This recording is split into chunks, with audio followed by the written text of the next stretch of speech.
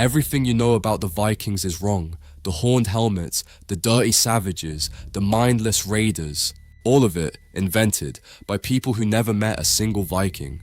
The real Vikings were something far more interesting, and history has been lying to you about them for 200 years. Let's start with the most famous lie. The horned helmet. It's everywhere. Movies, TV shows, Halloween costumes, sports team logos. Not one Viking ever wore one in battle. Not a single horned Viking helmet has ever been found from the Viking Age. The one horned helmet that does exist from Scandinavia is over 3,000 years old, used in religious ceremonies, centuries before the Vikings even existed. So where did the horned helmet come from? The 1800s. Costume designers working on Viking operas and plays wanted to make Norse warriors look wild and exotic. They added horns, artists copied it, then painters, then Hollywood. A costume decision from a 19th century theatre production became the image the entire world has of one of history's greatest peoples. Here's the second lie. Vikings were filthy barbarians. The complete opposite is true. Vikings were obsessed with personal hygiene. Archaeologists have found combs, tweezers, razors, and ear spoons across every Viking settlement ever excavated. They bathed at least once a week, in an age when most Europeans bathed once or twice a year. The Old Norse word for Saturday literally translates to bathing day.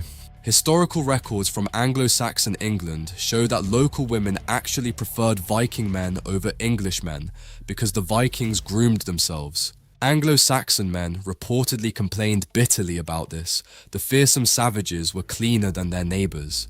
Now the biggest lie of all, that Vikings were nothing but raiders. Yes, they raided.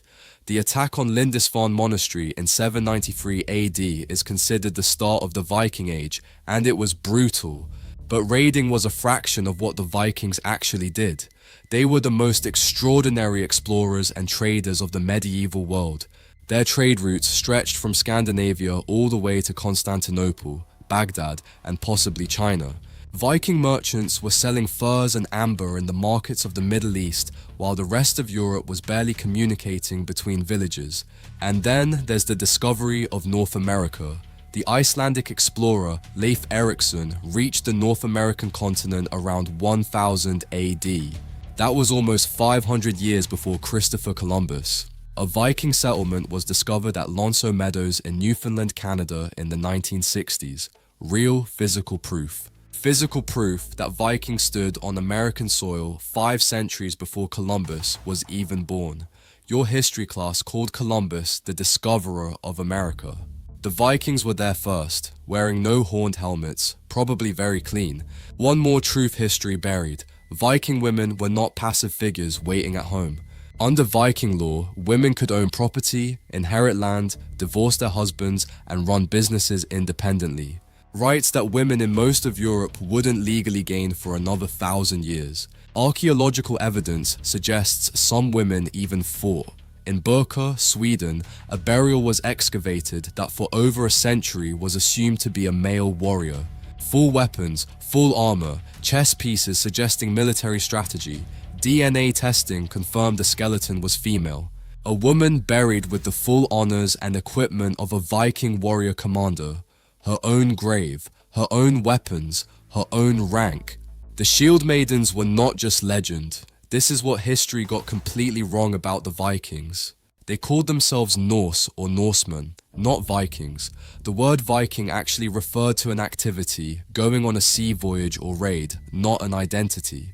Most Norse people never went raiding at all. They were farmers, craftsmen, merchants, and explorers. They built some of the most sophisticated ships. They settled Iceland, Greenland, Russia, and North America. They traded across 3 continents. They wrote poetry, law, and epic literature.